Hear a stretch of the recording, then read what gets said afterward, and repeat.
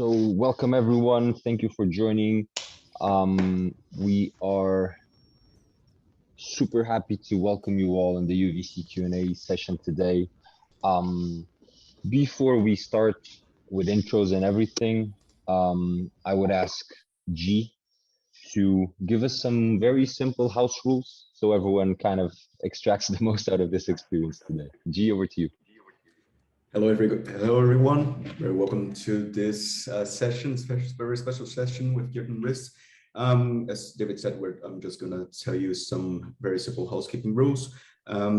First of all, please, if you can, keep your camera on. It makes the session much more dynamic.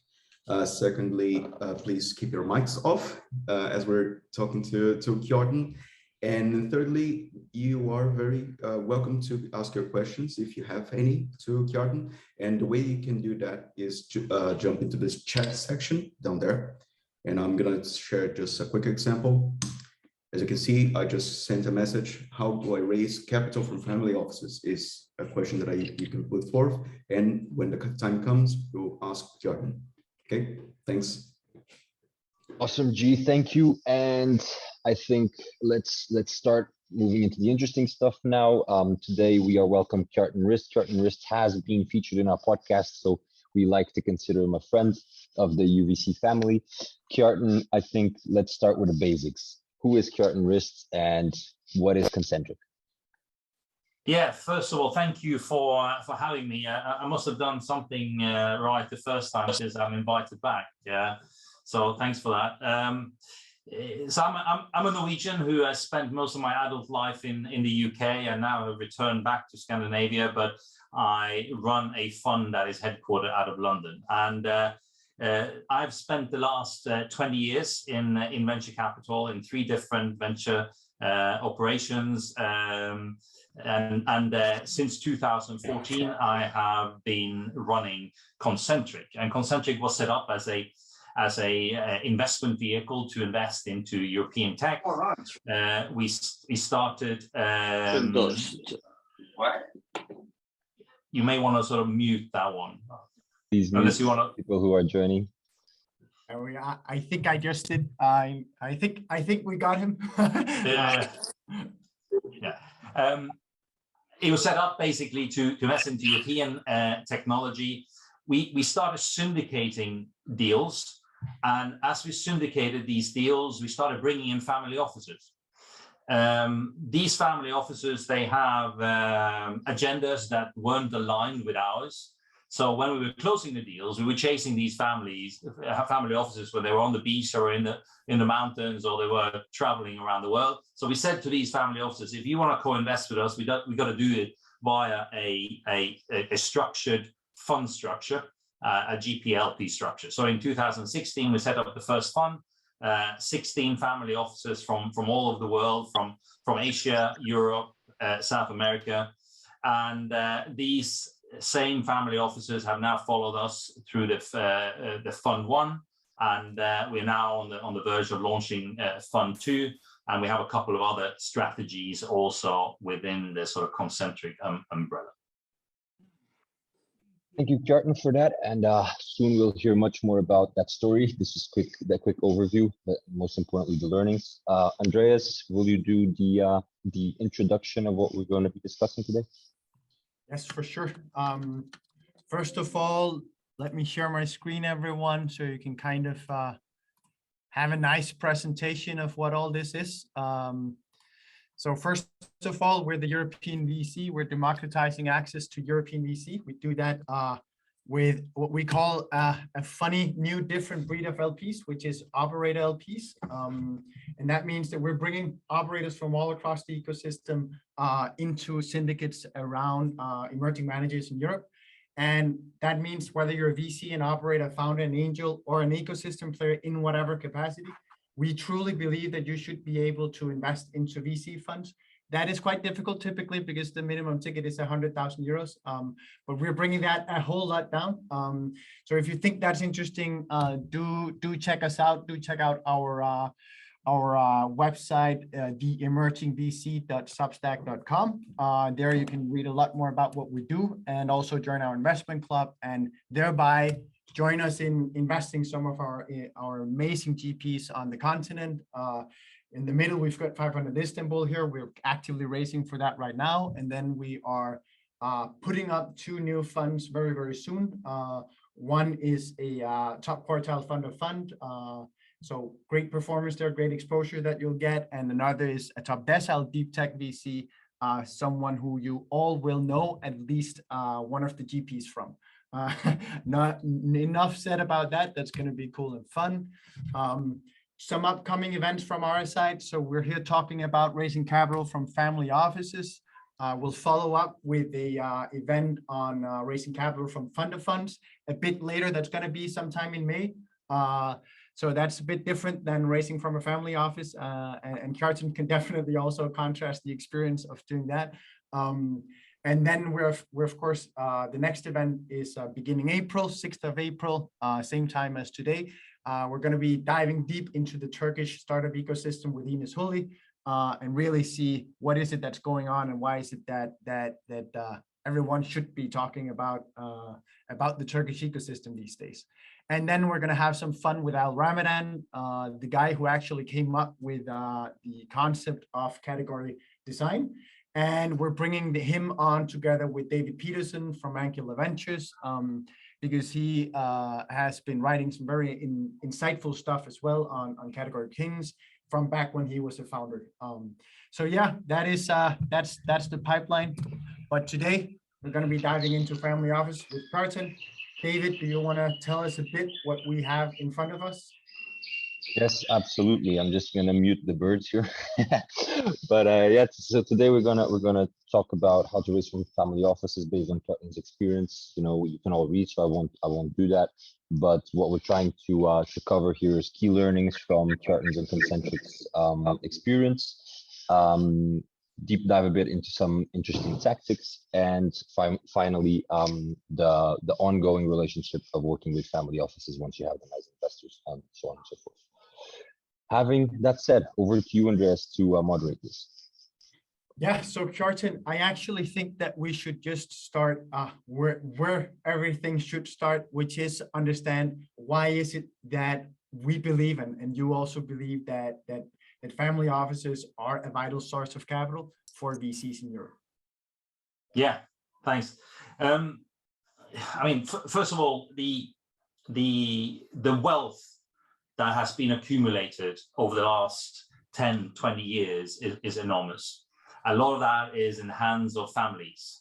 That has resulted in a greater number of family offices being set up. And this has corresponded with the fact that companies are staying private longer, and the extra push or the extra focus on innovation and technology, that is mostly driven by venture capital funds.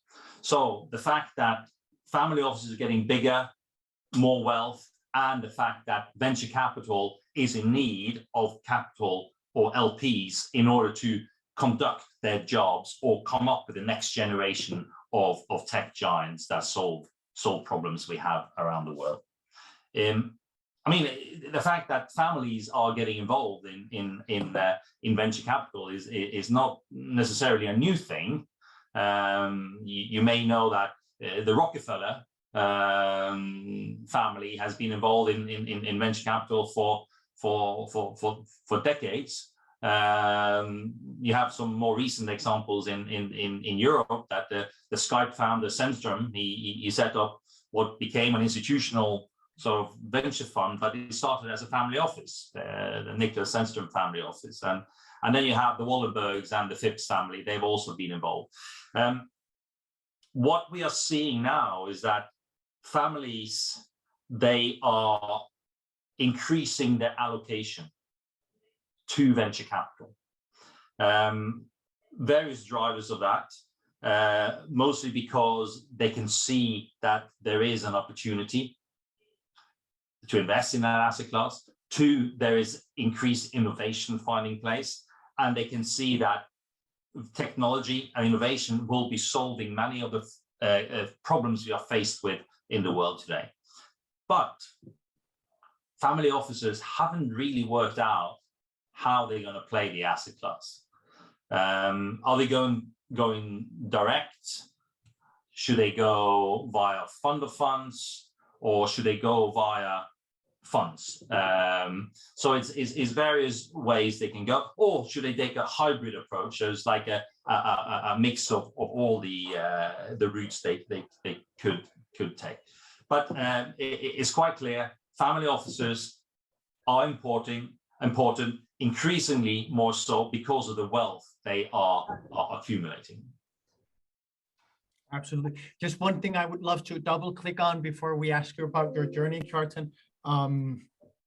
You say that family offices are increasing their allocation to VC, and then you also say that they're having a difficult time figuring out whether they should go direct or into VC firms. Yeah. How do you navigate that?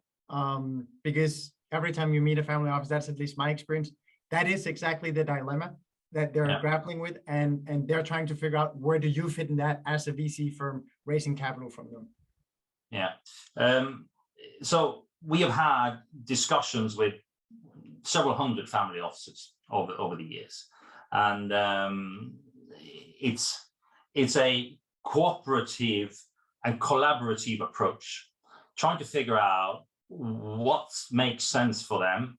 I mean, I know how hard it is to assemble a team that is going to invest into portfolios and manage those portfolios and all the problems and iterations you have with portfolio companies. And family offices, they typically have an operation that goes across all asset classes. I always say that family offices that have a small operation with 3 people, they invest into all asset classes, whether that is real estate, public equities, bonds, private equity, etc. And then 5 to 5 on a Friday, they focus a little bit on venture capital because they are so stretched and they haven't got the resources to do it. And it's costly to get a venture capital professional on board, and it takes time basically for the environment to educate these venture capital professionals. So it's a collaborative approach with them, and we are trying now to figure out, does it make sense that they allocate within venture capital, maybe test out via fund of funds, then figure out maybe they should go directly into some venture funds directly, build up a relationship. That way they can also do co-investment with them, they can learn. And all depending how they set up, they may also want to do some direct. Direct can be as a result of the family background and the heritage of the family office, or it can be through the emergence of the next generation on some of the agenda they want to solve. It can also be through the fact that they feel that they have certain skills and networks they want to bring to the table, and they can add value directly into a portfolio company. But I mean, I'm covering a lot of points there, but family offices, they are and will stay important because they are value add. As opposed to a institutional investor, you get your money and you need to report to them. They're not going to bring much value to your table, but potentially a family office can be hugely value add, and they're not bound by all those strict boundaries and regulations and timings and yield expectations an institution is bound by. They are more flexible and can be more patient in that respect, and they can be fast if they want to, and I underline if they want to. Yeah, super cool. Maybe let's use that if they want to pivot into your journey. Tell us about how has Concentric developed. Where are you now, and where do you come from? Yeah, so I sort of alluded to that in the introduction. So we started in 2014 and started investing our own funds, brought on board 16 LPs when the first fund was launched in end of 2016. And these were people that we had a personal relationship for decades before then. and people that we had worked with during those 2 years before we closed the fund. So they had sort of first-hand experience from working with us. And what is great within the sort of family office sphere, they start referring you to other family offices they work with. So we developed these close partnerships and relationships with the LPs. Some of them we meet sort of socially with. We do gatherings and get the LPs together. What has also happened is that the LPs have started doing deals across between the LPs into other sectors that we are not involved in. So we will encourage that, and that is just cementing those relationships and making them even better. We are now in the process of closing our second fund, having built a track record in Fund 1. So the same 16 will join in Fund 2, and we're probably adding another 20 family offices to the Fund 2 LP base. So we also seeing the fact that these family office wealth is growing, and we are benefiting from that, and we're having this global footprint. So we had Asia, we had Europe, we had LATAM, we are adding US. We're bringing on board an LP from Japan. We're bringing on board a couple of LPs from South Africa. So we maintain this sort of global footprint, and which is great when we have this perspective on our portfolio companies when helping them going international.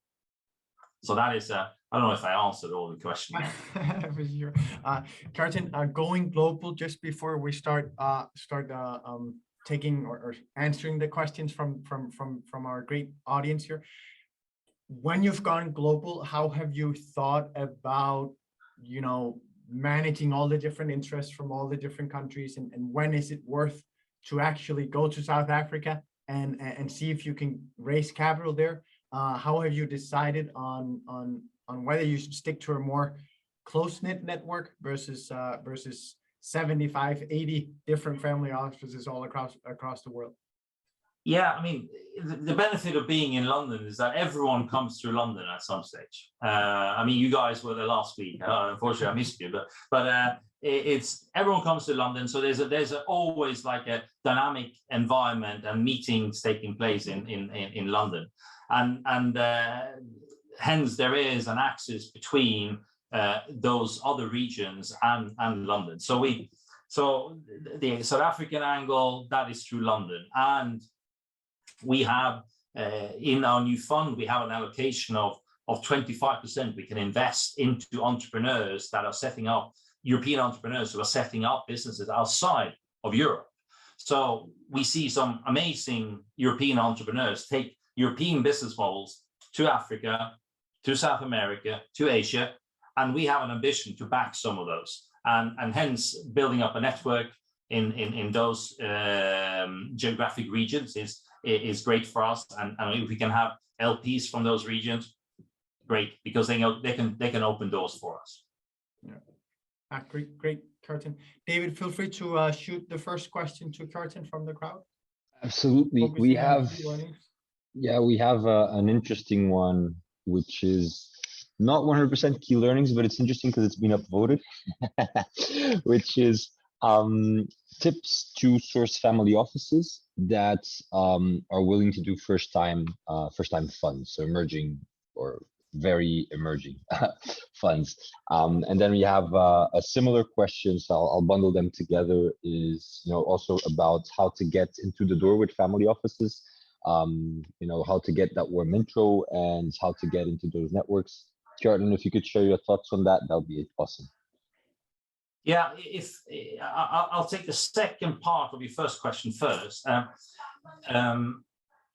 Family offices is probably the most likely source of funding if you are a first-time emerging manager that hasn't been sort of piggybacked out of one of the brand names. So there are 10,000 plus family offices around the world, and that is probably where, or where the source of funding for an emerging manager will come from. They are very likely to fund such a startup. How to develop relationships? So, unfortunately, there's no shortcut. You gotta sort of embrace the sort of the family office world. You gotta find ways of working with family offices. Either that is on projects in your current position. It is through co-investing with family offices. They are always willing and to look at exciting stuff, but the problem is that the matchmaking doesn't work today. I mean, there are lots of these family office conferences, but 98% of the people there are service providers, lawyers, and private bankers. So these conferences don't really work.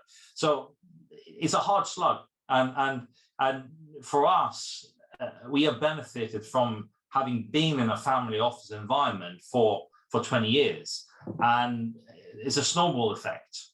You do deals with them, you sit on boards with them, you help each other out, you socialize with some of them, and then there are new people being introduced, and hence there is then you develop a network over time. So you just got to find an opening, a way to start, and you know, there's based on trust. Some of our LPs, they don't really review the information. It's all about, we trust you, so we back you. While some of them are more granular and go through everything, but so they're all different, but it is, to a great degree, is based on trust, and it's based on building these long-term relationships, and they want to see alignment as well. You got to have some skin in the game. You got to have to. They got to see that you are adding value to the profession you're in, for them to be able to co-invest or back you as a manager. That's interesting, because there's a couple of questions here also about, you know, people sharing, I didn't manage to work with this family office because I was perceived as being too niche, or they wanted to do more generalistic stuff, I was more specialized, or the other way around, or I did biotech and they wanted to do ed tech, stuff like that. Could you share some thoughts also how you think about that when you are basically hunting for a family office? How do you try and understand, you know, that there is that strategic fit between what you're doing and what they want to pursue? Yeah, if family offices have made money from life sciences, and they only have a portfolio of life sciences, going to them with an oil and gas deal and an oil and gas fund is probably not that smart. So that's not just for family offices, that's for everything. When you do investments and when you're trying to match the capital with the opportunity, so you got to do your homework, and there are various levels here. So you have the sort of the general origin and heritage of the family office. You can just tell if they are from a certain sector, they will have a preference for that sector. If there is a new generation that has taken over, we see that in many of these family offices, they will have a review of the model or the preferences, and a lot of the sort of next gen people that they go into more sustainability and environmental type investments, and I think that's going to be a trend going forward. It's not going to be entirely focused on returns. It's going to be also focused on what you can do that is good for the globe, and on many levels. But you know, as with everything, research, there is information out there on the web, and in reports So if you want to find out about a family office, you will find out about it. But it's no shortcut. You just need to do your work. Yeah. Kjartan, let me just run this off, Andreas. Sorry, because it's interesting because we had questions on, you know, how to source, how to find them, how to get on the door, and now we have a question that follows up really well, which is, okay, once you got through the door, what have you learned by going through DD processes with family offices that for less experienced GPs are good insights so that they fast track that process as much as possible? Yeah, there are the many facets and many aspects you can carry out when you build these relationships. But what we have found is that you just have to be genuine. They want to learn about you as a person, as a human being. But at the end of the day, they are bringing principal capital, their own capital, to you. They are family offices by nature. They are long term, and you know, venture is the long game. So they understand the fact that venture capital can take time, and they are prepared to sit in. And that's why earlier today, I said, earlier in the session, I said it is also sort of patient capital, because they can prolong their period they sit in. I've also mentioned this, creating alignment, have some skin in the game, and skin in the game all depends on the manager. It may a skin in the game is 100,000, or for others is 10 million. So it all depends. But it's also having that focus. Don't go and try to raise money from a family office if you have two other positions that you are occupied with.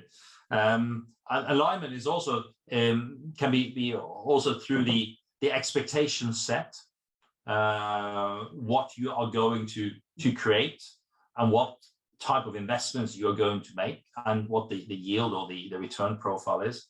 They also like co-investment opportunities. They like the fact that they can speak to decision makers. So if family offices, LPs are sent to your investor relations guy, they don't like that. Make sure that they get the real story early, both about the fund but also the portfolio companies. But in general, just be genuine, build relationship, develop this collaborative approach, partnerships, and be helpful, because that will sort of bring a lot of value for you as a manager when you go in.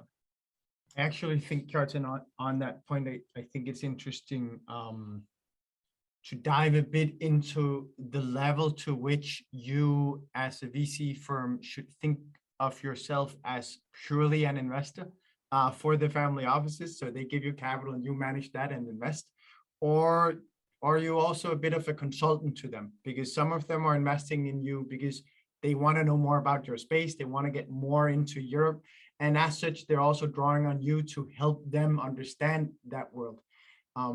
Some VCs pitch it as a value add to LPs, that they actually take the time to hold their LPs in the hand and bring them in, whereas others are more, we're an investment shop, we don't do any of that. No, I mean, I think we got to be conscious about the fact that we are managing other people's money.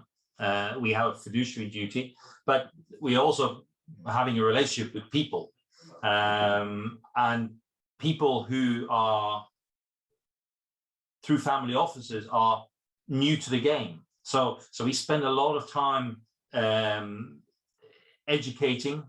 I don't want to try to sound condescending, but trying to sort of pass on the information and the learnings we have from other family offices and best practice from other family offices. And we also do that through thought leadership. We write a lot of articles about issues facing the industry, how family offices can play in the industry, how family offices are burnt to fingers, how family offices how they should construct the strategy for getting into the venture capital industry. And also, I'm being contacted by family offices that still run operating units, that how should they put up a corporate venture fund. And so I've given some advice to some family offices with huge operating units that and have ended up setting up CVCs or corporate venture funds. So it is a collaborative approach with them. We need to make sure that we guide them and we help them, and that doesn't really matter whether they have a small ticket or a big ticket. Our door is always open, and we always have time. Also, we travel a lot, so we see these people in all corners of the world when we travel, and that also helps face to face, and there's been a lack of that the last 2 years. Yeah, for sure. Now I think that this is for all the emerging managers. We can see in the chat that it's a lot of emerging managers think writing questions about how they should raise and so on. And I think it's a super important point that there is actually a room for extra value add in your pitch deck to family offices, because what we typically see, we see a bunch of pitch decks, right, from VCs, and it's very, very rare that there's an LP value add there in the deck. But I imagine that you have that in yours. I don't remember. So we had sort of a circle where all the family offices could get involved, but so we see that as well as us trying to bring something to the LPs, they source deals for us. I need to access a particular industry or company. I ping them. I need to host them a dinner in a particular city. They will help me source interesting people to have that dinner. I need basically due diligence on someone.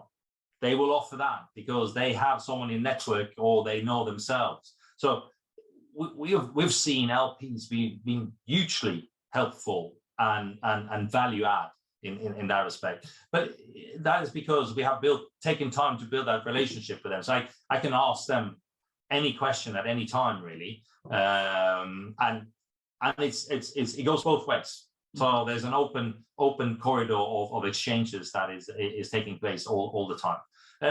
Some of them more than others. Some of them, they like these face-to-face. Some of them, they just WhatsApp junkies. Some of them, they want to speak to our CEOs and founders. And we are open for all of that because it's that builds a relationship. Kjartan, I'm curious because you often see these big VC or executive articles saying, how do you actually manage your time as this big executive of Apple or whatever? Kjartan, as the managing partner of Concentric, how do you manage your time and of course, focusing here on LP relations and fundraising as the managing partner, how much of that is actually your job? Yeah, it depends from day to day because I don't have a script for that. But my day job is about finding new companies, investing into new companies, managing those new companies, doing some marketing, eventually exiting those companies. But then we do a brand building and we do LP sourcing relationship. And the problem with venture capital is if I raised a $5 billion fund, I know which 200 LPs I should go after. I'm raising a €100 million fund.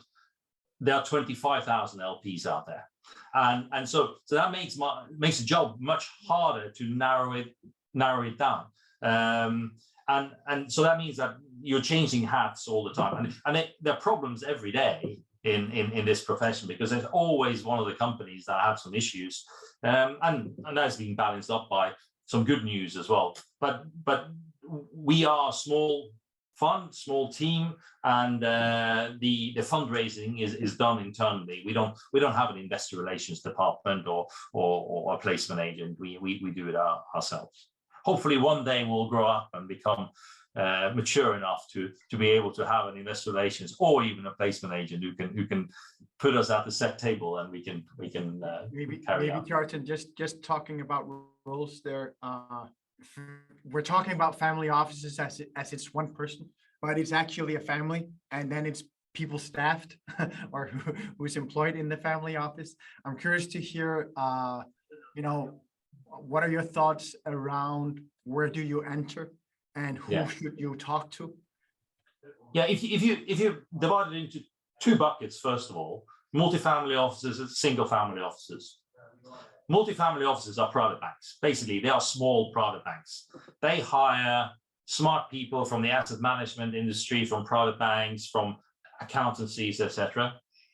It is hard to penetrate, really hard, because they have people who have been hired to basically manage and not take as much risk as venture is.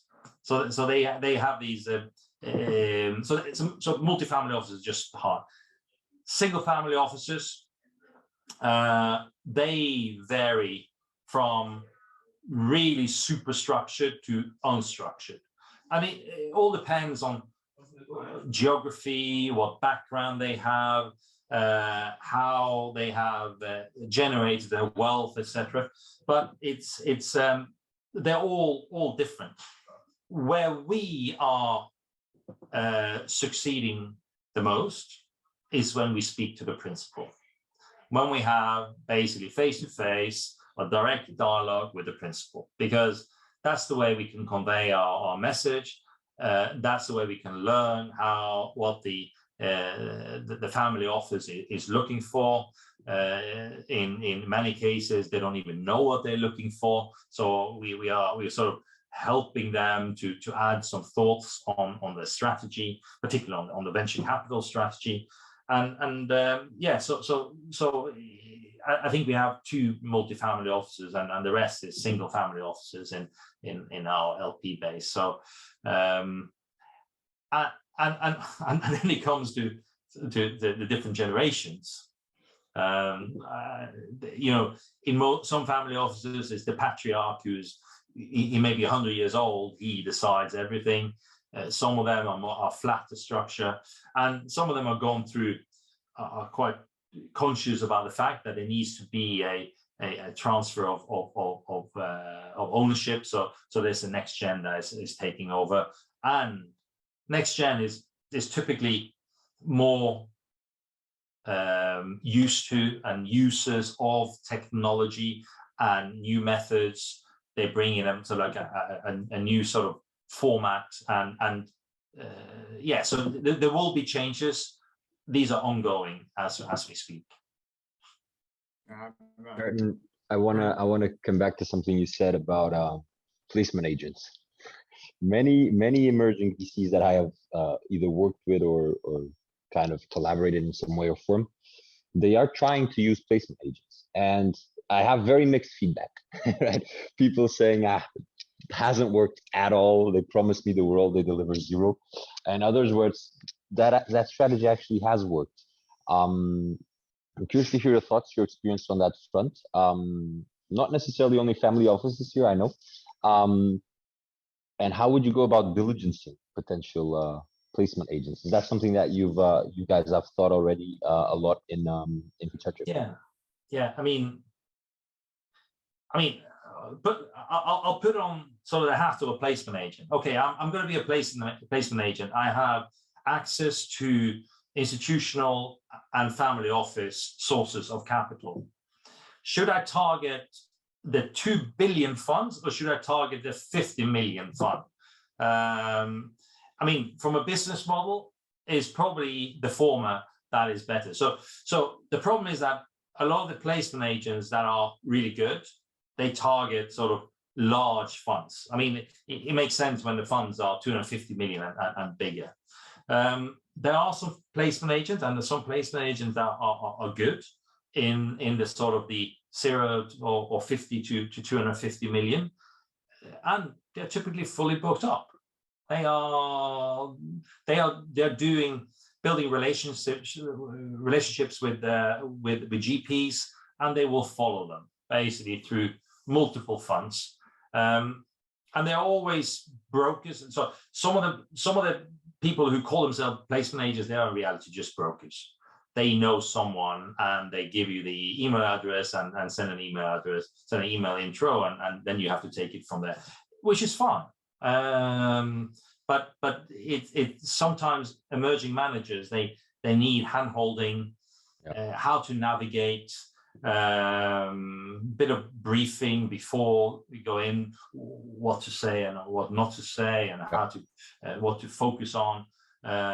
So it's it is hard because we've been through that ourselves. I've been through multiple times, and it's not easy to raise money for venture capital funds. It's you ask someone to allocate money into a blind pool of capital, and we say we are great people and we're going to create some great returns for you.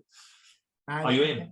And on top of that, Kjartan, we all recognize that we're here because it's a passion business. That's why we're doing VC. Otherwise, we would be in private equity or consulting and make more money. So most of our LPs are likely to also have somewhat of that profile. You need to be passionate about the VC you're backing and the technologies you're helping bring about in the world. Otherwise, you might take the safer bet and then sleep more well at night.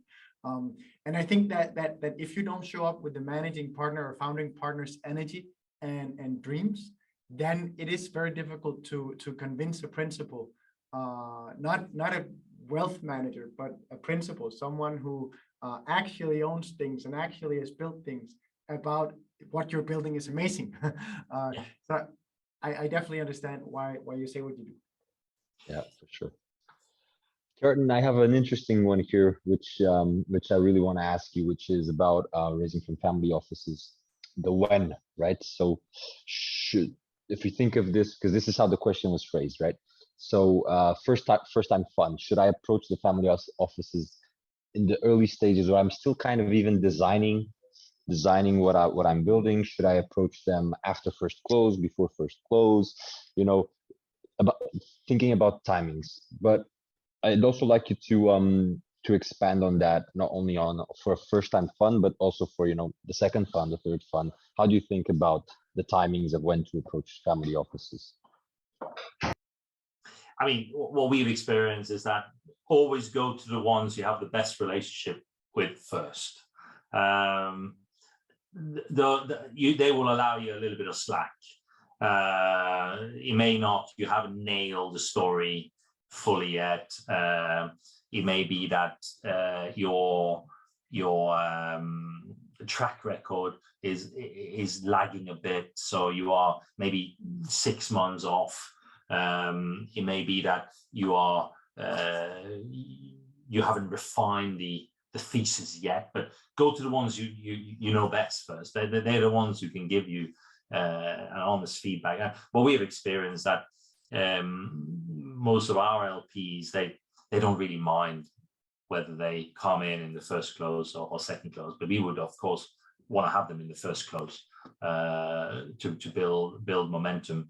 There are some that we have either deselected and will go back to for second close, or they have said we don't do first close because they want to see that the fund becomes a reality, or they've burnt their fingers before committing as the first one and the fund didn't realize, or they became the only large ticket into the fund. So there are quite a few considerations that you will have to take when you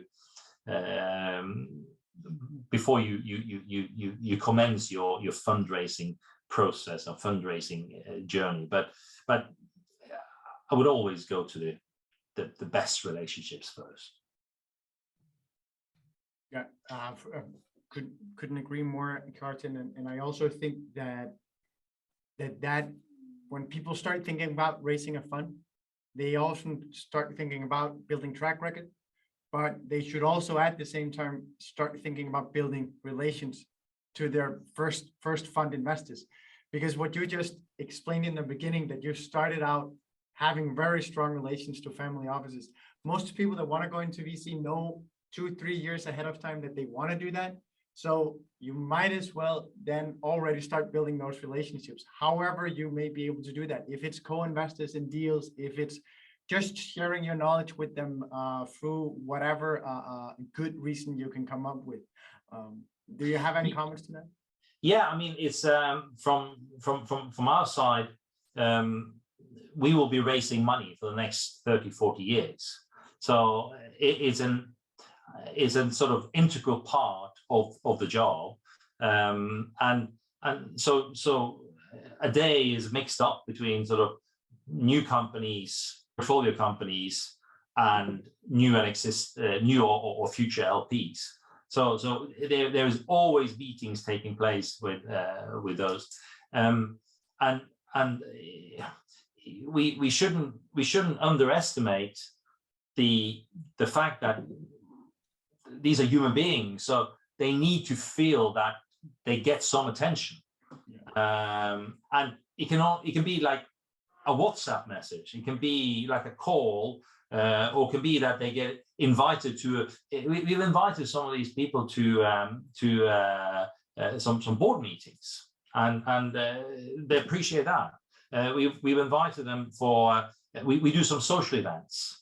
So we do a skiing event in the winter, and we do a summer event in the summer, and we there we invite existing LPs, group of them, potential LPs, and then some entrepreneurs and some of you are backed, and then some exciting people out in our network.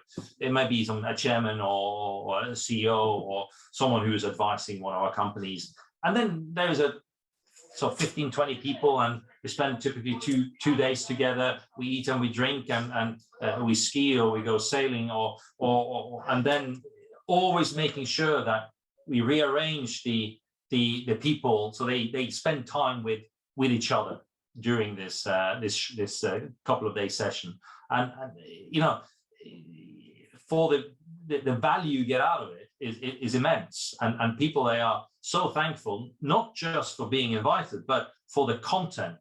And there's no selling, there's only discussions. We bring up a couple of topics, and there are current affairs being discussed, there are trends in industry and technology being discussed, and people appreciate that. I absolutely believe that. So Kjartan, before we start rounding things off, I'd love to just ask you, if you should quick fire your fundraise tactics, what would you say to emerging managers, VCs raising capital from family offices? Yeah, be genuine. So what happens is that you need to go and find, so locate and access these family offices. Be genuine. Don't try to sort of put on a show, because they want to invest into people. They don't want to invest into machines.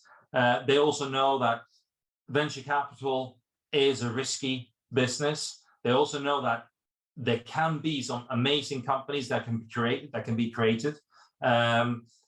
You are the conduit for that. If they back you, you can pick good companies. So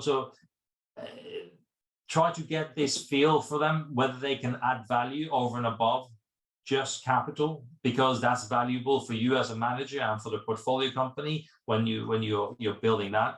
And as I said, create alignment, because they want to see alignment, time, dedication, capital, etc. And try to sort of illustrate the opportunities that can come out of this, both in terms of portfolio companies, but also co-investment opportunities. So you can create a portfolio within a portfolio if you join as an LP. So I think there's no magic wand, but those are some of the things that we are focusing on. You said there, create alignment, Kjartan. I think that's super important. I'd love to hear just a bit how you think through that, because, you know, when they say that they want to have value add or come with value add as a family office and be involved with portfolio companies and so on, how do you make sure that you don't overpromise on what you can actually deliver to them? Yeah, true. It goes back to, again, being genuine. So this is portfolio company one. They have these requirements. The profile of the CEO is this. Can we, one way or another, get him into your network? Can you help him getting access to that customer? They've been pitching to that customer for 3 years. They can't get him. But maybe through can you set up a lunch, for example?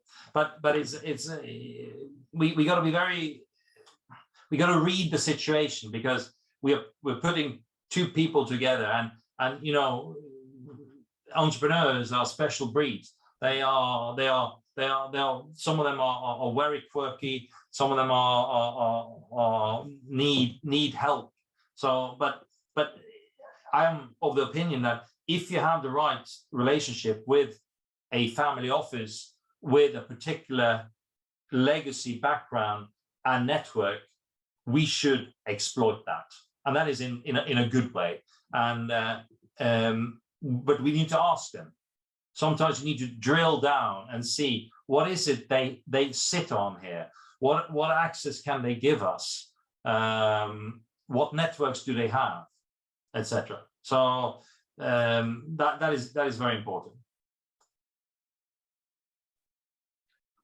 Awesome. Before we round this off, I just want to say many questions were not answered because we didn't have the time. Some of you actually asked questions that Kjartan had kind of hinted to or replied to earlier. So if you join midway, you'll have you actually have on the chat a link where you'll be able to see what you missed, and you'll probably see that. And also some of you asked really technical questions, and you know, those are things that, even though Kjartan would love to help you guys, and so would we're probably not the most the most appropriate people to talk about, you know, regulatory stuff in detail. But if you guys want to reach out to us or to Kjartan, we'll always try to help out, connect you to the right people, so on and so forth. Kjartan, any final words on your side? I mean, it venture is the long game. It is family offices are getting increasingly involved in venture because they see some of the underlying drivers and some of the needs for new solutions and new technologies to solve some of the huge challenges and bottlenecks we are facing today. They will continue to increase to venture capital. They will need emerging managers, and you know, in many cases they want emerging managers or managers they can build a relationship with. If they go to the main brands, they're not going to get a relationship with a managing partner because he wouldn't have time to do LP build LP sort of relationship. So hence they will be looking for the next emerging superstar venture capital funds. But as I said earlier on, it takes time to navigate family offices, to get access, but it's just hard work and the ability to build relationships, the ability to do research, the ability to excite people. If you can excite someone, you're going to get them talking. So it's a huge opportunity. Both the venture capital as an asset class will grow, and family office wealth will grow even faster. So they need to do something with all that capital, and I can't see a better way than putting it into venture capital. For sure, we couldn't agree more. Kjartan, thanks so much for joining us. It was a ball, as I usually say. We're so happy to be playing with you always. We are sorry we missed you when we were in London having fun with VCs and doing some events there. Hopefully, to all of you who have listened in today, you've also found this to be insightful, and hopefully you'll want to be joining us for our next session with Ines Hulli. It's going to be fun. We're going to dive a lot into the emerging Istanbul and emerging Turkey market. I think that's going to be a talk that is going to be quite different from today, but it for sure is going to be just as fun because Ines is one of the fastest speaking people I have met, and he is a framework thinker. So I guarantee you that you will be learning a lot there. Kjartan, everyone, thanks a million. Take care. Thanks a lot. Take care. Bye-bye.